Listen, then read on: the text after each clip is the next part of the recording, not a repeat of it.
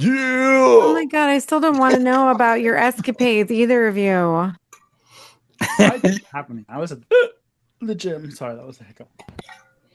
Mm, He was in the gym pumping iron, yeah. thrusting all those big old weights around. Yeah, posting his little hoe pics, Oh yeah. Thank you. Speaking of, Yeah. before the episode, I was rudely called a tease, and I said, I am not a tease. He goes, oh, that's your podcast host. See what their opinions are. And I was like, Mm. okay, ladies and gentlemen, am I a tease? Mikey, I think you Uh, are. How? I put out easy. Mikey's like, I rarely say no. I know. There is no teasing.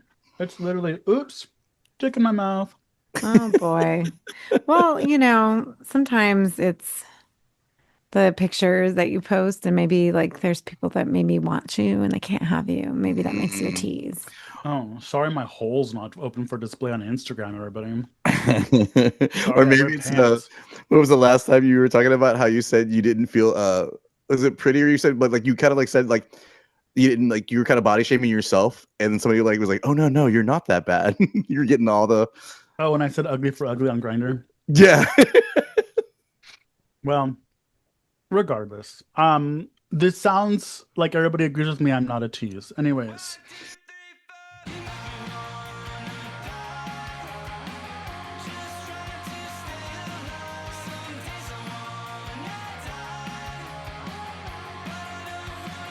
Mm. Slashutations, everybody, and welcome back to Slasher's podcast. It's June, and you know what that means. Hey, fags! Go ahead, Matt, say it. Ha- Oh. Happy Pride. Things are about to get real colorful and real gay. I'm Mikey, and today I'm joined by my co-hosts Aid and Lance, and we're diving headfirst into the wet, scream-soaked woods of the long-awaited Until Dawn, a video game adaptation for a movie. Mhm. But that's right. It is a film that was turned into a movie that was a game on PlayStation from 2015, I believe. Finally hit the big screen. Ooh, that's funny. I made a pun. A big scream. With that, this film is new, and while we won't be giving away the whole movie, we'll be giving away slight spoilers. So if you do want to watch it, put us on pause and then go watch it and come back. Mm. Now the show can begin. This Hmm. is Slashers, your favorite horror podcast about your favorite horror media. It is me, Mikey, joined always with my favorite co-hosts, Aid and Lance. Lance and Aid, say hello to the mutant goons from beyond. Hello, goons. Hey, Goons. Happy Pride Month. And now that it's Pride, say it again, but this time with gay flair. Hey, Oh wow, he did it. He did it. Ah. Well, Lance was in the Pride Parade. I He was. has, It was he has a awesome. I gay loved pride flag in his room, so who knows where he is on the spectrum. it. Ooh, should I go get my little my rainbow dick and I can hold it the rest of the episode? I wouldn't after I was there. I'm gonna run up the dishwasher. Uh, I like the fact that Mikey literally goes, I have violated that penis in your house. And I hope you understand it My happened more than once. Let's just say those colors. There's a new color on that. No, I'm just kidding. no, everyone, that's a tallywhacker. Okay, and you wish you had one. It's Um, a little too big though, so I don't know. I not don't for want, this tease. I actually don't want to know, so I think we're good. Anyway, I think Mikey tallywhacked that thing enough for you. Tollywhack, wacky my bananas, or however that song goes. Mm. Irregardless, mm, what have you guys been up to? Anything horror, anything gay? Give me all the tea. Mm. I'm oh, gonna go first. go ahead, go first, Lance, because I gotta think. You gotta think. I She's do. got a thing. She beat me to it. Oh, you know what? I did just see what was it? Prom Queen, the new Fear Street Mhm. edition. You know what? Holy shit. Not as bad. Pretty fucking good. Actually, I didn't mind it. It was actually really good. It's kind of shocking. This is coming from who it does, for his teenage books. are all signed. signed. So like, I was kind of like, I was like, oh, damn, all right, cool. So yeah, that was actually the one thing I've done. So that was kind of fun. Hmm.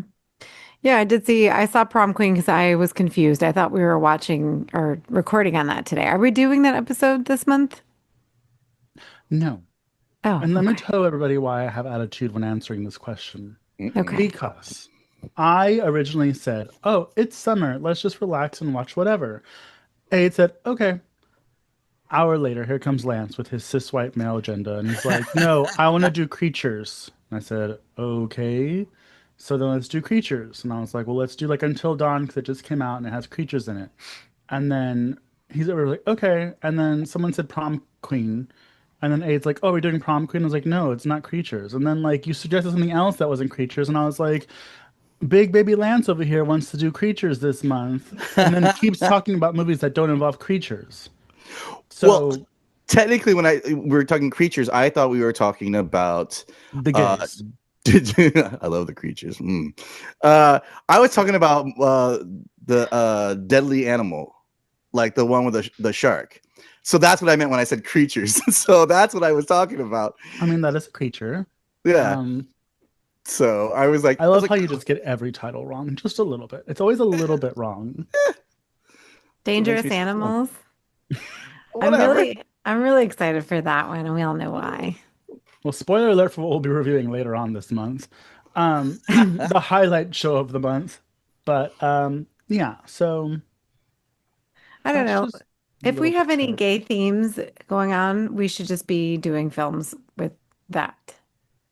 Lance. Okay. No one brought that Gay up. stuff. Hey, I have no problem picking gay films. Is there any gay stuff in this one?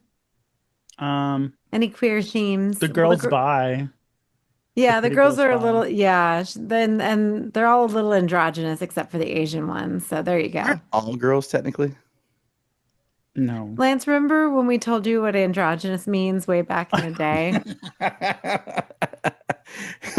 I don't know what you're talking about, Panda Love. Go back and find that episode, folks. That's a fun one. You guys need to see the TikTok Mhm. clip of that one. It's a good one. Oh my When Lance was it the panda mask? He said it was androgynous. Yeah. You both knew what I meant. I don't even know No, why we're no, we having this. didn't. Yes, you did. You guys just like waiting for me to do the things. No, because you would just have your own vocabulary and then you don't like to be, you know, I like to keep the English you don't language like growing. you don't like to be corrected. It's not growing when you're using a word in the incorrect context, but whatever you say, Lance. Well, Hmm. we'll agree to disagree. But Well, you know yeah, what? Like Lance tolerates the gays, I tolerate Lance. So I love the gays. So there I that is. know. we don't know what Lance is, everybody. So there's that. The world may never know. Just like how many licks does it take to get to whatever pops? You know how many it is. Lance, don't be Oh my gross. God. He smiles. So, Lance, well, this is how prom, rumors get started. Go yeah. ahead. Aiden. So really quick on Prom Queen, I was reading a lot of shitty reviews about it before I watched it because the reason I was like, okay, I'm not shocked because I did not care. We all know I did not care really too much for the last Fear Street Because trilogy they of had. because of the lesbian. Happy Pride Month. Wow, Happy shocking. Pride Month. She was a predatory lesbian and she was a heinous bitch. Like, come on. I swear to God. And it was gay writers who wrote that. You know what I mean? So like why are you making your character so unlikable? Like and because you know how I feel. And we always say this. I'm so sick and tired of new movies trying to like just pepper in every kind of minority or marginalized person just to tick a Jesus box. Christ. Right? Like we don't need to just tick boxes here. Like let's actually make characters that are worth watching. Okay. We could have a lesbian there, but she was a fucking cunt and you guys know why. She was totally predatory. She was doing the total male thing towards the girl in the first movie and I'm like, are we allowing this to happen just because she's a lesbian? Like it makes no sense to me. Like no, we don't no. No, if the girl said no, the girl said no. Like, just because you don't believe her doesn't mean you get to tell her that she's wrong and gaslight her into falling back in love with you just because you went down on her in the cafeteria or wherever that was. So, Yeah, Lance. and I don't Lance, Yeah. I remember agree. sex being in these books, okay? Because I've read quite a few of them. There wasn't. And I, and it's strange to me because when I see sex scenes in horror films with teenagers that are like now, because we all know that like back in the day, the teens in the horror movies look like they were 25 or 30. Now the kids look their age, and I'm very uncomfortable watching people portraying people that age having sex. Maybe that's because I'm old now. I don't know, but Well, and you're a teacher. and I'm also a teacher, so that's it's just ew, ew, ew, ew, ew. Um, So I did like Prom Queen because there was no Lesbians. unsolicited sex. There were like some lesbian charged moments though. There were. So I would really like it if we did talk about this one because I disagree with a lot with what so Megan Navarro from Bloody Disgusting wrote an article about how much she hated this. And of course, I read it. And I really do like Megan Navarro. I've always liked her articles. I'm always aligned with her opinions, when it comes to horror and stuff like that. So I never really dislike what she has to say, and I don't really dislike. I mean, that's her opinion. If she hated it, she hated it. I just think that like I completely disagree with her comparison with the other Fear Streets because aside from the one from camp, the other two sucked, and I just didn't care for the whole story about saving the girlfriend. I'm like, I don't give a fuck. Yeah. Well, if you follow me on social media, you would see my post going on a little tirade that I think something sinister is afoot with these horror publications because I didn't even realize Fear Street Prom Queen came out on Friday until Friday at like right at noon. All these articles just started coming out shitting on it. And if you didn't watch the movie, you'd be like, wow, this must be a terrible movie because everybody's shitting on it. And like a couple articles were like, don't waste your time. Don't even, bother trying to watch this. And I was like, that's shitty. Like, don't tell people not to watch a movie because you didn't like it. Like, just say, I didn't like it because X, Y, and Z. Give it a go. Um, but I already had plans to, excuse me. I already had plans to do like my very first horror movie night with the girls with this one because I was like, the first trilogy did have some questionable sex scenes. It was very violent, but I'll get over that. But I just didn't want there to be like a lot of sex scenes, so I like did the parent thing and I researched it and it didn't have any sex and didn't have like, it was just violence and bad words. So I was like, okay, it's fine. Um, and so it was cute because I was like, the first R-rated scary movie I'm going to show the girls is probably going to be a slasher because ghosts are too scary, demons are too scary. Slashers can be scary, but usually like you figure out who it is at the end and like a little bit of the fear goes away. And that's kind of my mentality, or at least how I approached scary movies when I was young. And so we saw it and they really liked it. And probably because it's a high school movie and the girls are, they're in fifth, I mean, not fifth grade, they're in elementary school, so they want to be high school girls already. So they're just, loving the fashion, even though it was like 80s trash, which by the way, Tiffany's dress, no ma'am. That alone was enough to, Hopefully the girls aren't trying to be like mean girls. I Mm. have no control over that. But, Oh. um, but it was Well, they really do good. have Mikey as a role model, so we shall Yeah, see. yeah, Lance. Mm. So what the furk. But it was good. I love the score. I love the 80s vibes. I love that they did 80s authentically and not like the over glammed 80s where these girls have like these because they were wearing short prom dresses. They weren't wearing like the big ball gowns. They were wearing like what you wore in high school. When I was going to high school, they started getting into like the long gown, like Disney princess looking dresses. But I remember like when my sister was going to prom, they were just wearing cheap little short dresses, not like anything long and fancy. The girls' dresses were ugly, so like I was like, okay, this is nice. Like this is actually how it probably looked back then. Um, but I liked it, and so y'all don't listen to people who have to watch something. Form your own opinion on it. Yeah, I recommend people watch it. I personally enjoyed it way more than the other Fear Street. I just feel like it kind of felt more in line with the R.L. Stein because it can be violent and bloody and gross and Yeah. still have the fun vibes of the books and Hmm. not veer too far from anything like because the other ones, it was just so convoluted by the end. I think I fell asleep and I never finished the last one, but whatever. Yeah. So, speaking of though, Ellen Rubin is in Fear Street, the prom queen, she was my Ella Rubin, sorry, she was my favorite character in the prom queen, and it was really sad to see her go. She was the one with the curly black The hair, nice one. the nice one, yeah.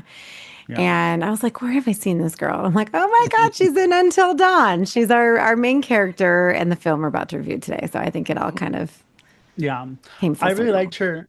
I liked her in Prom Queen too. I was kind of sad that like they gave her this interesting story of like actually being the one to kind of help um Yeah. the main girl out and then shortly after. But it's funny because in Fear Street she looks like New Jersey prom queen, like don't mess with her. Like that was the very much the vibes I was getting from her. And she doesn't look like that at all in Until Dawn. The last thing I'll say about prom queen, the main girl, I was like, she looks like someone. And I can't like it was bugging me the whole time. And even Adam was like, who does she remind me of? And I was like, I don't know. And then all of a sudden in the middle of the movie, I cracked the code and I let out this loud, terrifying cackle because there's a drag queen on RuPaul's Drag Race named Maddie Morphosis, and she looks just like Oh, Nice. Maddie Morphosis. Well, here, now I have yeah, to look her up. Uh-oh, here goes. Maddie Morphosis. Okay. Oh, yeah, she does look like her. That's funny. She looked very familiar too, and I couldn't figure it out. And I was like, eh. Yeah. It was just funny because she's such a dainty little pretty girl in Fear Street. I'm like, who does she remind me of? And I was like, oh, a drag queen. A drag queen. Well, she's Um, actually in Christmas Time at the Palace, which is a Hallmark Christmas movie. So I did aw, recognize her, but she was much younger in the Hallmark film. how adorable. I know. Anyway, Well, this brings us to our main event, which is Until Dawn, a film by David F. Sandberg, who wrote and directed. He is a Swedish filmmaker and he has made films such as Shazam, Lights Out, Annabelle Creation, and that's all. Well, he's oh, done other stuff. Other stuff's not important. oh, I love Lights Out. Lights Out doesn't get enough love, in my opinion. Some people didn't like Lights Out, but I, I know, but you want to know why what? I love it? Why? Because the main girl, what's her name? I love her from Discovery of Witches. Um, she's like obsessed with Avenged Sevenfold, and there's like posters of the band all over her apartment. I'm like, oh my God, it's me. Uh, anyway, continue. And she's not blonde. No, she is blonde. So Oh there. yeah. Yeah. Uh-oh. So there goes your fucking theories. You can throw those right out the She's probably window. not really blonde in real life. Stuff your sorries in a sack, sir, because I'm over Wow. it. Come at me. I am. Anyway, sorry, Well, Mikey, continue. well, anyways, so the cast for Until Dawn, the film, like Aid said, Ella Rubin plays Clover, the main girl, the one with trauma. We always have to have one of those. And then her ex-boyfriend slash love interest slash don't know how I feel about him because he looks kind of weird, is Michael Cimino. I don't know how to pronounce his last name. Samino. Yeah. But I've seen him in a bunch of other stuff, but again, I'm just like, eh. Apparently, he's in Love Victor, the show. So hey, happy Pride, everybody. We have to give everybody roles these days. And then we have Well, Odessa. Sorry, that's so great. It's like what? Um, Odessa Asion, I guess she is very nice to look at. She was in the new Hellraiser, uh, mhm. and the TV show Ghost. And I think, She's really pretty, but they did not make her very pretty in Hellraiser. And all I can remember is Doug saying that she looked like a crust punk and she looked dirty. yeah, I'm like, bless her heart. But she's so pretty. She's a very distinct look to her. oh yeah, she's like fashionista, but also Jewish. We also have Ji Young Yu, which is Megan, and Belmont Cameli, who plays Abe, and then Maya Mitchell, who plays Mel. Those are our kids. Now, I also wanted to contrast the cast of the video game. because these kids in the video game are famous actors. We have Aid's favorite, Hayden Panettiere, Ugh. uh, Jesus. Yeah, I saw her Rami face. Rami Malek. Um,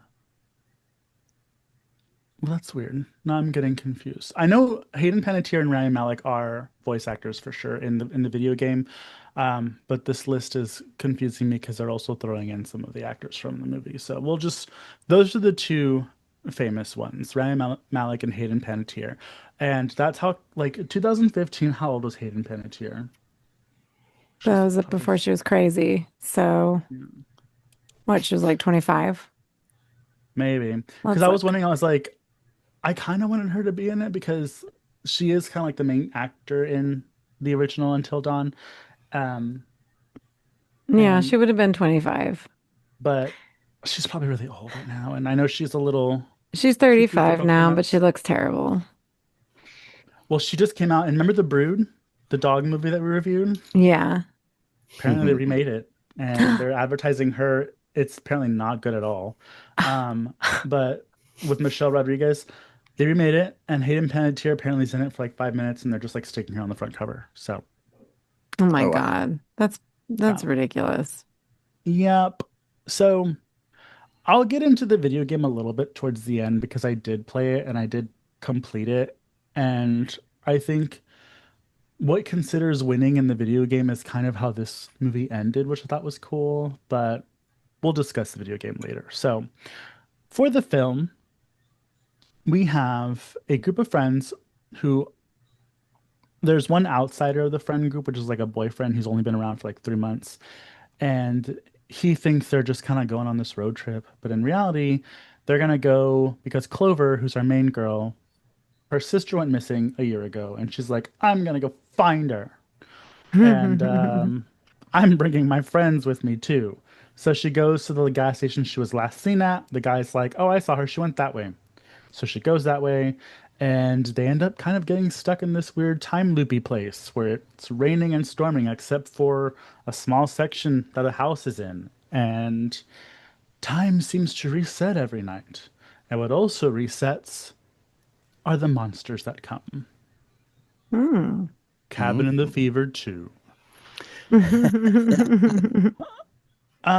So I'll open the floor to you guys. How did you feel about this film, Aid? So I never played the video game, and I don't play horror games, everyone, because they scare the shit out of me and I scream the entire time. I tried playing Resident Evil once on my 3DS, and it was a huge mistake. I gave the video game back to my cousin. Oh God. So I can't do it. Because I can't even watch the movie without screaming. I mean, you know What? me. So I'm not going to give myself anxiety, okay, on a video game. So certainly not with that.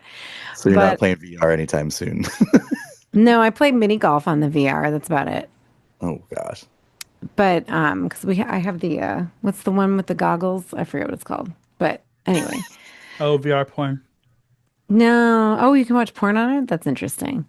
Hmm. So I actually really enjoyed this one. To me, it was a breath of fresh air when it came to like having a new film, and it was pretty straightforward, right? And I'm getting so sick and tired of like having these like movies where they're so bleak and just so like dismal, and you're so depressed and just so whatever at the end. Like this to me, this was a lot of fun. I had a great time watching it. There's a lot of comedy, there's a lot of heart to it. Like you're with the kids enough to where you know enough about them so that when the shit starts hitting the fan, like you care about some, or others you're like, well, fuck them. Like the Belmont Cameli guy, the boyfriend, who was actually Jamie Spano in the Saved by the Bell, the new Saved by the Bell. He's Jesse's son. Oh. And Oh, that's yeah, cute. yeah. I mean, and if you haven't watched the Saved by the Bell, it's like a part two. So they're all like adults and they're all in the show. And then basically the show's about their kids. So if you haven't seen it yet, it's actually a lot funnier than the old one, to be honest with you. So don't come for me. Anyways, so, but yeah, like you're with the kids enough to where you get enough of a sense, but it's still quick. Like you're not, I didn't feel like it was drawn out because some movies I feel like they were just drawing everything out and it's taking forever to get to where you need to go. And then by the time you get there, you don't care anymore. So, that's just how I felt. Lance, you're Yeah. next. Sorry, my bad. My God. Yeah, no. I really like this movie. Like, I mean, kind of like what Aid said. It was just like I am a fan of Cabin in the Woods, of that kind of movie where it has a lot of different elements and different creatures and stuff like that, which I thought was kind of cool. I think the premise was, it worked for what it was. I didn't have to really like think too hard about it. It was basically you kind of have an idea, like, okay, things are repeating. You come back, if you don't look so great the next time you come back, you only have a time limit. So like, kind of everything you have in like a video game, but in real life. But yeah, I thought the creatures were decent. I thought the kills were pretty awesome. I mean, you get to see them like a million times, and they used a lot of practical effects for this. Because I saw a little sub thing about how much they use and how they use like the worm scene, or actually that's behind Aid in the if you watch this on YouTube. And they actually use practical effects with that, and just kind of really cool stuff. And it was nice. It was like it's something you haven't seen in a while, and you really kind of say to yourself, "Cool, yeah, it's a video game premise, but it was I've seen way worse. That's for sure. I'm sure all of us have video game adaptations, you know." And this was actually fun. It was just like cool, and I could watch it again. And you could bring somebody else into watching it. If you're doing it, I'm more interested in playing the video game now because I never got to play it back in the day. I don't know if it just got lost in the mix with other video games in that time frame for me. But yeah, I enjoyed it, and it was very fun. So yeah. Yeah, well, if you heard our previous episodes when Lance first mentioned it, I was not very excited about it. I thought it just, with the video game, it was one of my favorite video games of that year and probably the year afterwards because it's not like a regular video game where, you walk around, you like fight stuff. It's I forgot what they call it, like a choice-based video game where you're walking around and it's like you can investigate whatever, but like when shit goes down, you're like running. Like as an example, you're running through the woods, and it's like, do you go right or left? And it gives you like a 5-second timer, and you have to choose like X for left or like square for right. Like, Oh, like a choose your own adventure type kind of vibe. yeah, but with very high stakes involved, and and the the video game was just awesome. And if you haven't played the video game and you want to play it, go play it before you kind of hear me talk about it because this game also one of the best things about it is the element of surprise that I felt wasn't going to be incorporated into the movie. It in fact was, but just watching the movie I was like, what the fuck is going on? Cuz Until Dawn is a very simple premise of kids going kind of similar. They're going to go meet up for the first time after one of the characters' brother passes away. And when they get to this cabin in the woods, but there's this scene is like snowy and like a ski resort type thing.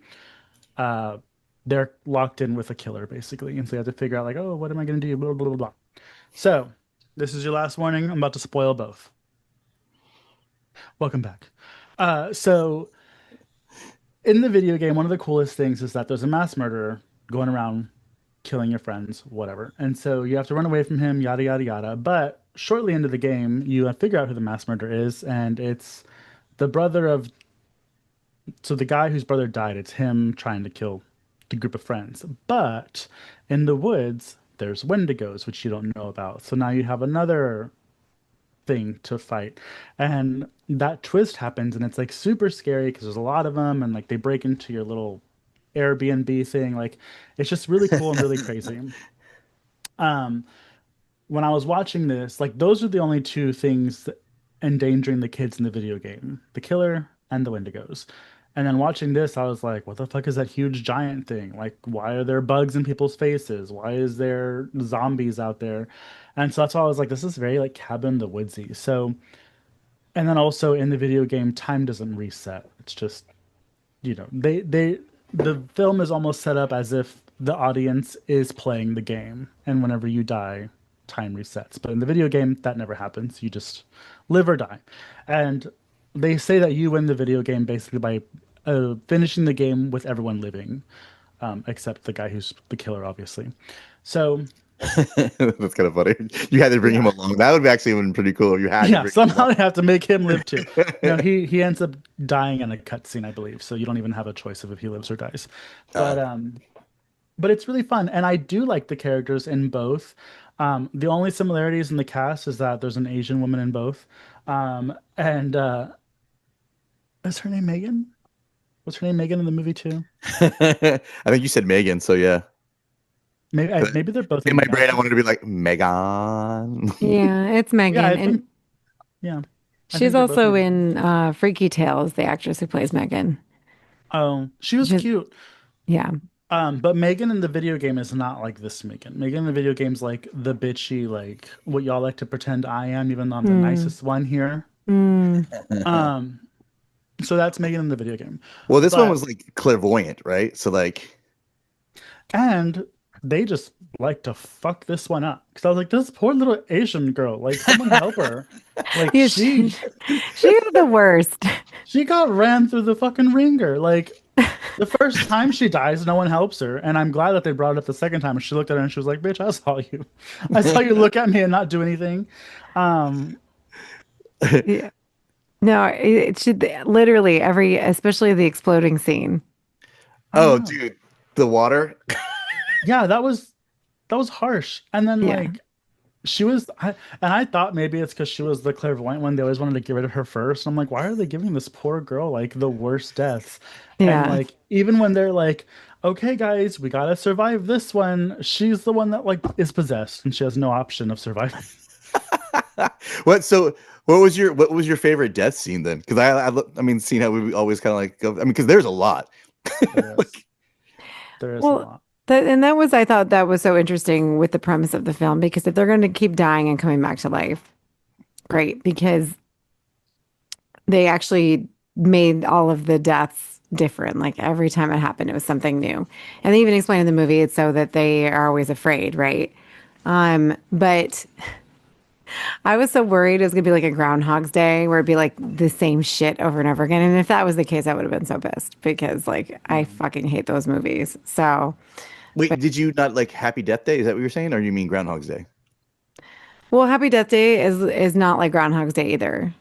Right. Happy Death Day is much better. Like she is Yeah. killed different ways, but if it was Yeah. like the same thing over and over again, like those other movies where they get stuck in a time loop, I can't stand it. I cannot stand those movies. They fucking make me so angry. But anyways, So, what was your favorite one? uh At my least they get fate to the point. God, there were so many good ones. But I would say that all of them exploding with the water was fun. Yeah, Mikey. Um, the water was like my favorite, not my favorite because it was like, but the most impactful death was poor Megan after she drank the water. Mm. Um, but then like, yeah, so that was like the most like I was like, damn. I was like, turn around, please, because it looks way worse when you're on your stomach. But I they keep doing this thing where, and I'm glad they did it because it's something I thought of in my mind before the movie even started, and I was like, oh, they're actually like going to explore it because, like the video game, you win if everybody like what's considered winning because you can technically win, but just have like one or two or three people live. Right. But in the video game, the ultimate win is surviving with everybody alive still, and they did kind of incorporate that because even whenever like some of them could win, they're like, no, like we have to die because we have to go Right, save right, right, right. them. I mean, that was like, I mean, some of the spots where like one of the characters had to kill themselves Yeah. because it was like, well, you can't keep going, you know what I mean, or the rest of us will die. But I thought one of my favorite parts, I think it was the one in the scene, like kind of you brought it up, where the other person sees them and sees they're hiding, and then they're one that caught. I think it's like it wasn't the Megan girl, the one in the Yeah, closet. it was Megan and the main girl. that was probably my favorite kill scene because you can see her face go, bitch. Yeah, when they wake up the next day, she looks at her and she's like, "Fuck." Um, but none of the characters in this one, they weren't annoying. I didn't find them stupid or like I didn't want any of them to die. I mean, they kind of make you not really want to like the boyfriend, but he was fine. Hmm. And, he had the most level head when they're talking about like the sacrifice. 'Cause it's like, y'all are all conflicted because y'all are like BFFs, but he's like the one that's like, let her go. If she wants to go, let her go. Um, and it wasn't even bad enough to like warrant me being like, oh, fuck him, he needs to die. So I did like them. Did you like the scene then, basically, of the part where his girlfriend at the time, I don't know if they're still together after this, but the part where he was like, "Fuck this, I'm gonna go," and she's like, "No, bitch," and she stabs him. Yeah, that was fun. Yeah. Also, Yeah. I was like, if I was with my friends, would I be like, okay, this is gonna be a fun round. We're just gonna kill each other. I mean, technically, it's the only time you're actually gonna get you could do something like so fucked up to get it out of your system and Mhm. not be kill somebody and not be go to prison or jail or whatever or be known as a murderer, but Yeah, technically do it. yeah. The the thing that was like, I was like, that's kind of shitty. It's like she like makes her ex-boyfriend kill her because they have to reset the game. I'm like, okay, well, who's gonna kill him? Like, you're asking him to just go throw himself in front of the killer now. Like, Yeah, I'm assuming they can feel it all when it happens, which that can't be fun. Um, it's the but Wolverine then, moment. yeah, but then he kind of, I guess, because I honestly didn't like the water death.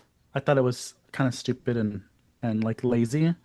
But then I was like, oh, this water death actually plays a part a couple of times in the movie at towards the end. So I guess that's why Hmm. we needed it. Oh yeah. Um, but I also like that.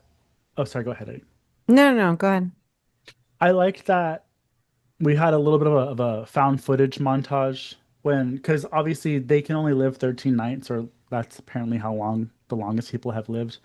And instead of going through each, because I'm after a while, I'm pretty sure it'd be like, okay, this is getting to be a lot. They're like, oh well, I don't remember what happened, and they find a phone with like found footage clips of what's killed them in between. I was like, oh, like with the Benny Hill theme song playing, it's like Yeah, yeah, yeah. That's them funny. just dying of different ways. Yeah. It's almost like their version of like the rom com getting dressed. You know what I Yeah. mean? But like instead of dressed, it's like all the deaths that are happening. Well, it was a clever way. That was actually what I was going to bring up too, Mikey. So I'm glad you mentioned it because that's a clever way of getting through it quickly. Because even the scene behind me, spoiler alert, like the scene with the thing in her face is one of the found footage moments. And it was a Yeah. really nice way to incorporate found footage into the movie because, sometimes seeing it through a found footage lens makes it a little bit scarier, a little bit more grittier. So, it's kind of fun watching it like that too.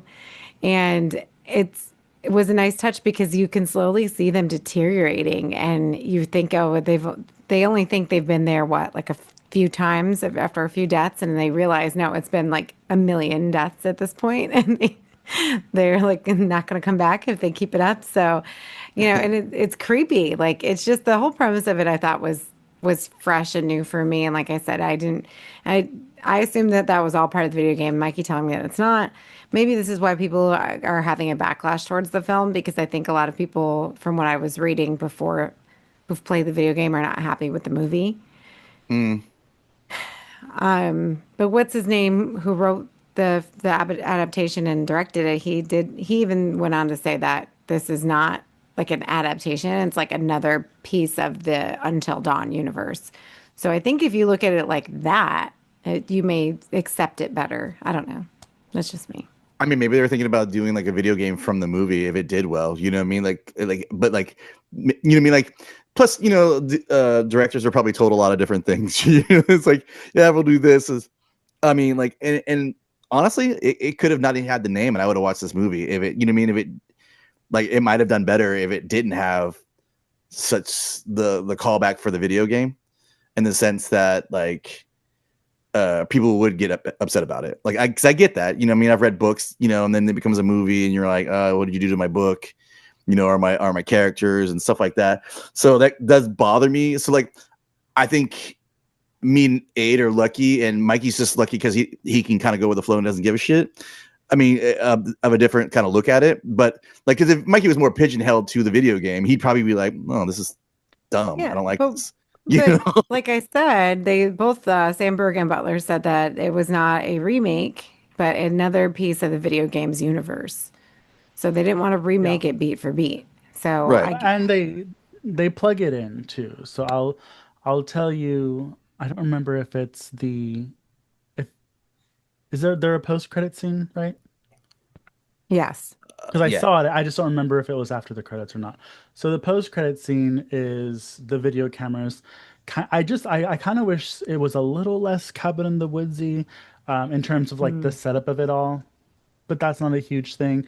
And even though I'm not pigeonholed to the video game and making sure it's exactly like that, it was enough for me not to go rush out and watch it right away because I was like, this isn't doesn't it's not the video game. But watching it, it had enough to bleed into the video game. And then when you actually go to the post credit scene, you see the cameras. One of the cameras is the black SUV driving up to the house in the snow. That's the video game. So Mm. that's how the video. So apparently this takes place before the video game. Okay. Which I think is a nice little touch for people excited Yeah. to see the video game. And, you know, I think a lot of people want to compare anytime we have a film adaptation of a video game, we always compare it to one of the big ones, Resident Evil, Mortal Kombat. Yeah. I mean, how many are very successful? Resident Evil is successful in that it's spawned so many sequels. I don't know if people are happy with them, but they keep making them. So, I mean, they're doing something right. And then Mortal Kombat, I think the new ones, listen, I love the old one. I love Annihilation. I don't care what the hell all you say. I love those movies. But they're very nostalgic for me. I grew up watching them and I played the video game. And I really feel like Mortal Kombat for me is like so close to the video game, like in so many aspects. And so, like even in the new one they just did is really great too, I think. So I think that that's a successful one. Do I think Oh yeah. Resident Evil is, and even though I've never played Resident Evil, I've watched my brother play enough hours of it to know what it is and to know that it's nothing to do with the video game. So there's that. I don't know. Yeah, It doesn't. I think the closest thing they had was like that TV series that just came out and that bombed. It was so close to the video game, it didn't work out. And then you have these other things that are like not really even close to the actual video game and does well. So like you fans need to figure it out. Just go to Well, go. the what lends in the favor of Until Dawn is because a lot of people didn't like the game either. Because what's different between these types of video games is Until Dawn is not a fighting game. You don't fight anything. You have to be strategic and quick. It's very anxiety inducing because literally, like you're running, something's chasing you, and it's like jump or duck, and one of those is going to take you to a place that will kill you, could kill you, but you literally have a little clock that's like for you to make a decision. Um, Panic this driven. is this is when I had to up my anxiety medication for that week. But it plays out like a movie. It's a movie that you kind of decide what you want to do, and it's like an animated movie. So it's easy to translate something like that. Whereas, Mortal Kombat and Resident Evil, I mean, yeah, Resident Evil has a story, Mortal Kombat has a story, but you need to like really meet someone that's really into Mortal Kombat for them to Adam, for them to really tell you everything of the story. Because I think it's just a fighting game. You're just fighting on random platforms.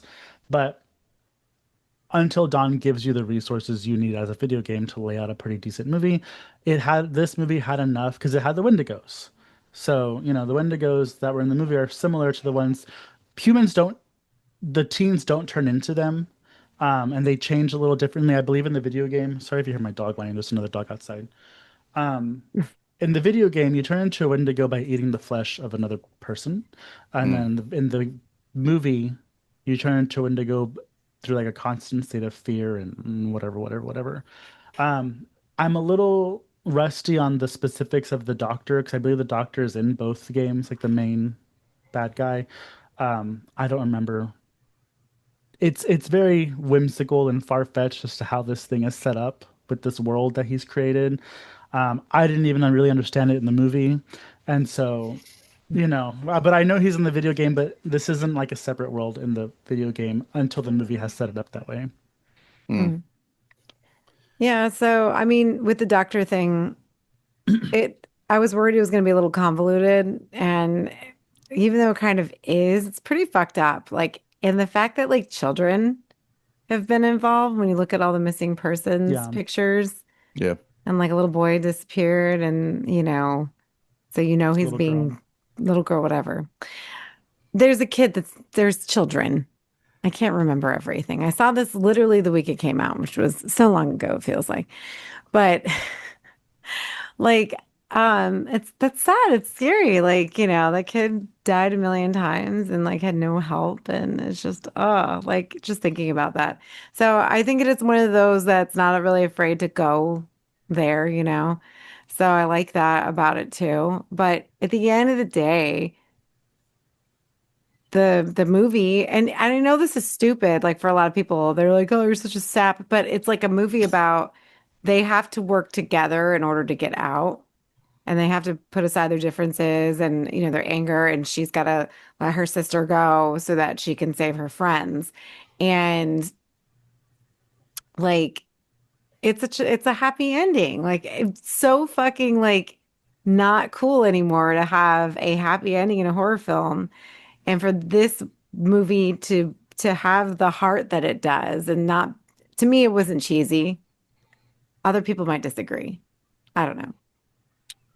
I didn't think it was cheesy at all. Um, I understand thinking it's so far-fetched and almost like fantasy. And what does Joe say? But horror is fantasy, but or something like that. I don't know. I don't listen to straight people talk. It's Pride Month, but Yeah.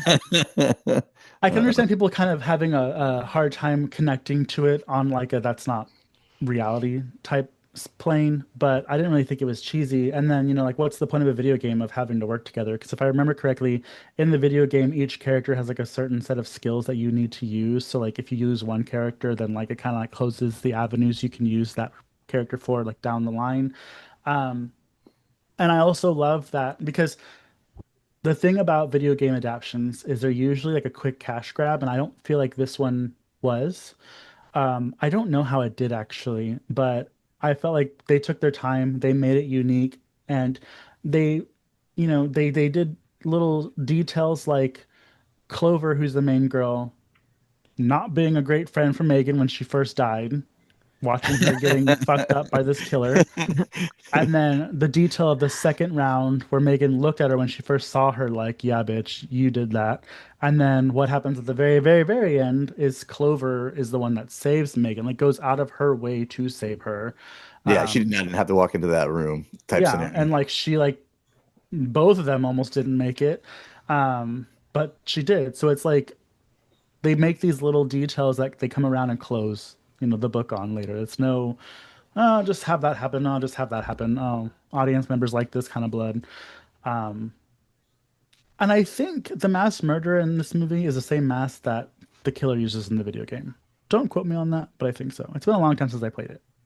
No, no. The cool thing about that too, if you think about it too, because everybody else who previous was there or died before them, like it was harder for that group if you think about it, because uh, everybody else, or at least it seemed like from the the missing pictures and everything, like the little poster things, like you said, like the little boy by himself, but all those people were by themselves trying to get through that thing by themselves. So technically, it was a lot. It might have been almost easier for them to get away because they were by themselves to try to run. I mean, as long as you were quick and fast and you kind of recognize what the situation was, but to go through that whole thing with four other people and hope to God everybody makes it every time, that's Mhm. way more, like, you know what I mean? So like it makes it way more of an intense moment, Yeah. in the movie, because you're like, oh, everybody has to get here, so we can't leave anybody behind. you know Hmm. Yeah, Yeah. because if they only had to, I see what you mean by that. Because if they only had to worry about themselves, it'd be a lot easier than to, Bye. yeah. yeah. Yeah, it's Like, like, I mean, okay, because I know that y'all would leave me obvious. behind, so that's fine. Honestly, Ed, at this point, what's the point of saving you? I Like, know. you want not nature's forever melatonin? I'm gonna let you have it. Oh, there it is. That just happened right there. The good night pill. Hmm. Exactly. I know. Oh, Speaking of, I got to go get it. Anyway, Um, but my final thoughts on the movie. I'm glad I gave it a chance. It's available on demand if anybody wants to rent it. Um, Kind of a bummer because I do think it probably would be a really good theater watch. It kind of For the people that are into pits on Pride Month. There's my pit. Okay. Um, Happy for Pride. Whoop. for the watching experience, I saw it at home, but there's so much stuff that happens. I think it's so atmospherical. I think it is cool to probably watch it in the theater, even though you can't anymore. So I don't know why I'm telling you, but it would be awesome if they did like a re-release on Halloween, like a double feature with this and Cabin in the Woods. I would love Uh, that. That'd be cool. yeah, that'd be really fun. To like get really stoned with your friends or whatever you do, and then if it's Hmm. legal in your state. Just kidding, do it anyways. Um, Throw some Boba Hotep in there, you know. It's, yeah, whatever. those are good friends, watching with your friends, a good Yeah, group movie, popcorn movie, as yeah, Doug would say, right? Because like you can just throw it on, everyone can enjoy it. Everybody can relate to somebody. Everybody And calls each other out of who they'd be in this situation. yeah, hmm, true. But and not to knock it like a movie like Talk to Me, for example. Very great, scary, horrifying movie. Did not give a fuck about any of these people. I cannot relate to any of them. So, you know what I yeah, mean? And so, like, I just think that while it's still a great movie, it's not a movie that makes you, want to run out and like, oh, let's all go watch it together, right? Like, yeah, ah, I mean, you don't know until you've seen it, but it's very, very dismal. You know what I mean? And there's not going to be a happy ending. And so, and horror doesn't necessarily need a happy ending, but you go through all this turmoil. Like, it's nice to have that uplifting moment. I know a lot of people love the disgustingness of, something like Martyrs, for example, but a lot of people are into that sort of thing. I will never watch Martyrs again in my life. And so I'm just, I Next love week on Slashers Podcast, we'll be watching Mark. I'm just kidding. Lance and Mikey will be going over Martyrs while Adrian hides in the corner. But yeah, I think for me, if I want to have a good time watching a horror movie, horror is fun for me. And so when it's not fun, I'll sit through it. I'll watch it, be like, oh my God, but I won't watch it again. But this is Yeah. definitely rewatchable. So I think that I think that you should give it a shot, even if you've seen the video game, because, Mikey's played it and he seems to be fine with it. Again, this is another one that I feel like just like Prom Queen got a lot of shitty reviews right away and everybody's like, oh, fuck that. But I think it made what, 50 million in the box office and their budget was 15. So it Oh made its wow, money back. Yeah. that's pretty good because it seems like an expensive movie, Yeah, but I thought it would be cost more than that, but maybe it's just good CGI. well, Um, there is a good blending of CGI and practical effects. yeah, And the blending is nice, and you can tell if something is CGI, but it makes sense to use it there. And it's not so overt to where it just takes you out of what's happening. Because I feel yeah, like all of the explodingness, the that was blood. so fun. All of that, like a lot of that was practical. It was nasty, gooey, wet, like it was like sticky, it was just so much fun. I love that. So like, watch the fucking movie or don't. I don't know. I hope it just becomes like one of those things where it becomes like a cult classic, kind of like Cabin in the Woods. Like I don't know how well Cabin in the Woods did, but I mean, Yeah, obviously, because the Cabin. I don't think anybody liked Cabin in the Woods when it came out.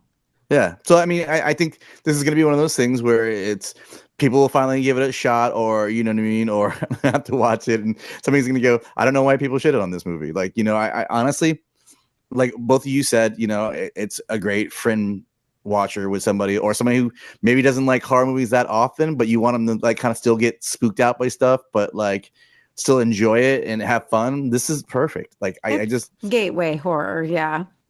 yeah, like in the best way. So yeah, I definitely think you should like it. Yeah, it's to me it's a little more horror than just like for everyone, but I think the ending does give it that sense of like, and people do like the sad endings, they like the brutal endings, but it's okay to do something different once in a while. And Yeah. having a movie where literally spoiler everyone lives at the end, it's nice and refreshing, and it's R too. So because you'd expect it from like a PG-13 movie, but this was rated R and it was gross. There was a lot of gore. Um, Yeah, and that's yeah, the beauty of having all of these deaths, right? Is that we can kill these characters so many times, but we know that they're gonna come back. So then at least you have that reprieve, right? And you still get to have all these fun deaths. yeah, yeah. I really liked it. I say go watch it. It sounds like this film is certified fresh. I'm just kidding. I don't know where that's from. That's from some show that I've seen before. Um, But it looks like we're coming up on the end of the hour, everybody. Uh, No. so that's a wrap on this week's episode. If you want to see our faces while we ramble and figure out what Lance's word of the week is, come check out our video cast on YouTube at youtube.com/slashes podcast. Plus, don't miss our bi-monthly deep dive into all things horror nerdy on the Comic Chop only on YouTube, a hot collab with Slashes Podcast, and much ado about nerding. Exclusive content, or you can't get enough of us, join us at Patreon at patreon.com/slashers pod for some killer new perks. If you want to rock some Slashers swag, our merch is available on Redbubble at slasherspod.redbubble.com. Or if you want a shirt that has our Slashers Podcast text logo or the hand, the fisting the TV, message us and we'll get you one of those because those aren't on Redbubble. We're hanging out on Instagram. You can find us at SlashersPod or at Mutant Goons for Beyond. If you want to yell at us directly, you can yell at Aid at Pathologically ADE, me at Horror and a Half Shell, or Lance at Zombie VS Hate. And if you don't know how to work Instagram, you can find us on Facebook and chill at the Mutant Goons from Beyond Facebook page. I don't think they listen to us, but they sure is a lot of people in that group.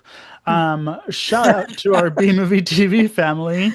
You can catch Doug on Friday Night Action and Yahira on Saturday Night Terrors only on Roku. What's so funny?